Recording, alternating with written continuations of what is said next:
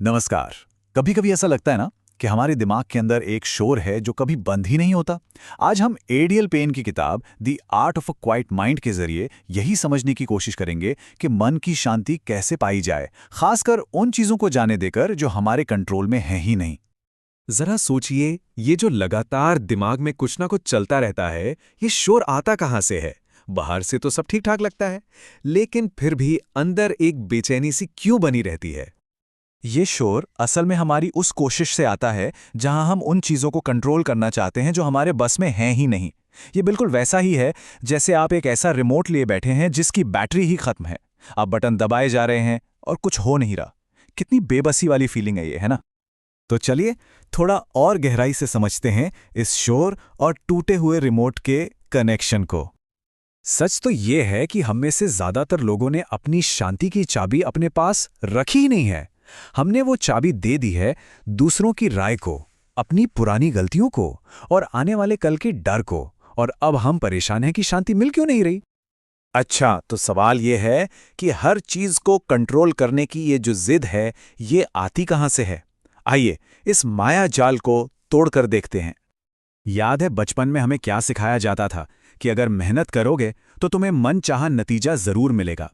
School में तो यह फॉर्मूला काम कर जाता था, लेकिन जिंदगी की हकीकत थोड़ी अलग है।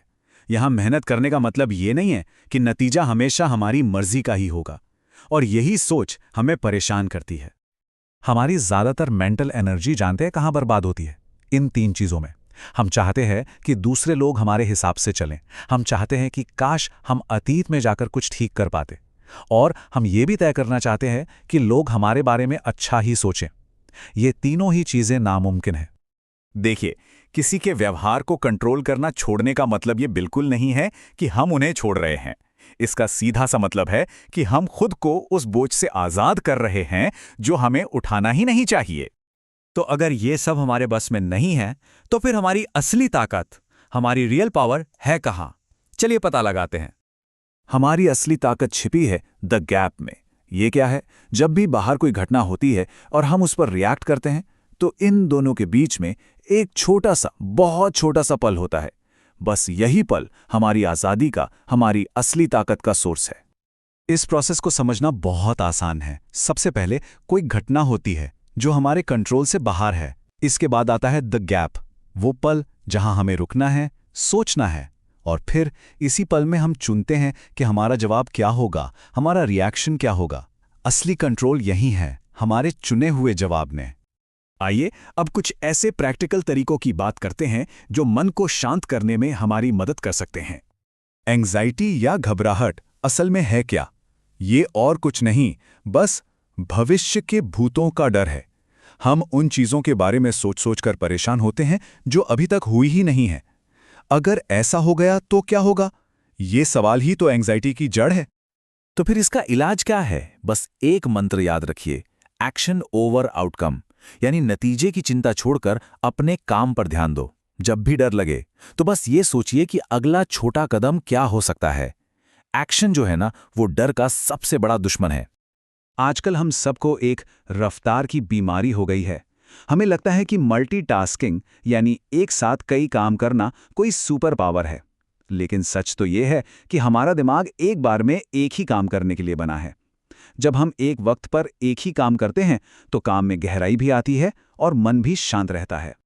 अब बात करते हैं उस सबसे जरूरी रिश्ते की जो हमारा अपने ही साथ है। अक्सर हम खुद के ही सबसे बड़े दुश्मन बन जाते हैं। जब भी मन में कोई नेगेटिव ख्याल आए तो उसे आंख बंद करके सच मत मान लीजिए। उसे एक मुजरिम की तरह कटघरे में खड़ा कीजिए। अपने विचारों के गुलाम मत बनिए, उनके जज बनिए। अपने नेगेटिव विचारों से एक वकील की तरह सवाल पूछिए। उससे पूछिए, तुम्हारे पास क्या सबूत है? क्या ये बात 100% सच है? क्या ये सिर्फ एक आधा सच नहीं है? आप देखेंगे जैसे ही आप सबूत मांगना शुरू करेंगे, ये विचार अपने आप कमजोर पड़ने लगेंगे। अपनी अंदरूनी भाषा को बदल कर देखिए। जहां आप कहते हैं मेरे साथ हमेशा ऐसा होता है, वहां कहिए इस बार ऐसा हुआ। जहां आप सोचते हैं मैं ये कभी नहीं कर सकता, वहां कहिए मुझे अभी रास्ता नहीं दिख रहा। ये छोटे छोटे बदलाव उम्मीद की एक बड़ी खिड़की खोल देते हैं। तो इन सारी बातों का सार क्या है? एक शांत मन का असली मतलब क्या होता है? इस बात को हमेशा याद रखिएगा। शांति का मतलब ये नहीं है कि जिंदगी में कोई समस्या ही नहीं होगी। शांति का मतलब है समस्याओं के बीच भी मन में ये क्लैरिटी होना कि क्या मेरे कंट्रोल में है और क्या नहीं। तो आखिर में सवाल सिर्फ एक है, और वो ये कि आप हर चीज को कंट्रोल करने की जिद चुनेंगे या अपनी मन की शांति। फैसला आपका है।